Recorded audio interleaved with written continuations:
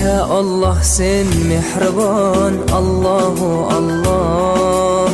Seni deb kuydi bu jon, Allahu Allah. Senga muhtoj bor inson, Allahu Allah. Olamlarning Robbisin, Allahu Allah. Mu'minlarning panohi, Allahu Allah.